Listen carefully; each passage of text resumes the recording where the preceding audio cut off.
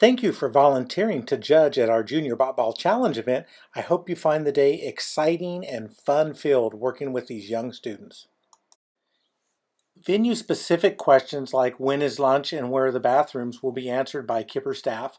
Don't hesitate to ask if you have any other questions, either before, during, or after the event.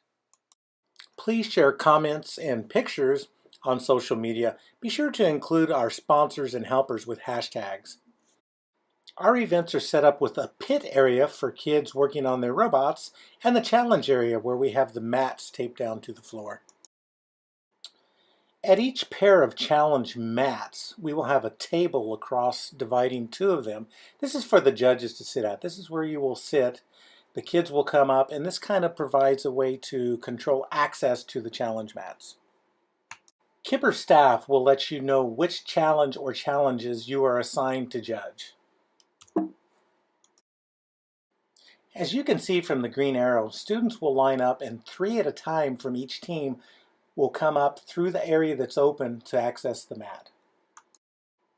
At the judges table, you will find a timer, you will find some challenge buttons, a hole punch, and more importantly, the challenge rules. The challenge rule will have the number and the name, in this case, tag your it, and the first line has the setup. This tells you if the challenge uses cans, where to place them on the mat, or if it uses other items, where to place them. Next, you will see the goal. The goal is what the objective of this challenge is. In other words, what the robot should be doing. The completion part of the rule is important because this tells you what the students actually have to do to complete the task, earn buttons, and get their team card punched. Upon completion, each team will have a lanyard with the team card with the numbered challenges on it. If they complete it successfully as per the rules, you simply punch that number and then award buttons for up to 8 members of that team. We then have a set of general rules that applies to every single Junior Bot Ball Challenge. The first of which is that the robots must be autonomous. In other words, no remote control. If you have any questions about this, ask any Kipper staff member. The next general rule is that robots may drive off the mat at any time. In fact, they can drive anywhere within the blue foam enclosure, which is roughly an 8-foot by 8-foot area. Only one robot at a time can be run to complete a challenge task. Teams will have up to 5 minutes to complete as many runs as they wish. Time will start after checking in with the judges and will include all setup time. At least one team member must remain with the judge until the task is complete or the 5 minutes expires, whichever comes first. Other team members may leave the area to make changes within this time period.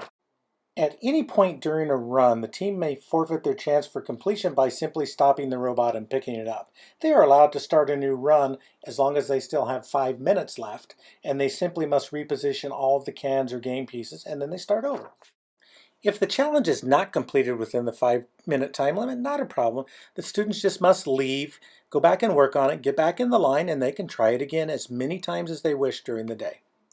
We also have a set of challenge rules that are specific to each individual challenge. The robot must start completely behind the vertical projection of the inside of the start line. This can be anywhere within the 8-foot closure as long as it's behind the actual and virtual starting line. To successfully complete the challenge, the robot's wheels must cross the starting line at some point. Other challenge-specific rules follow depending on the challenge that you were judging. Please review them, and if you have any questions about them, please ask a Kipper staff member. A big thank you to all of our sponsors who help us have the impact with all of these elementary kids and their teachers. And again, thank you for volunteering to help. We hope you have a great day. And again, if you have any questions, don't hesitate to ask.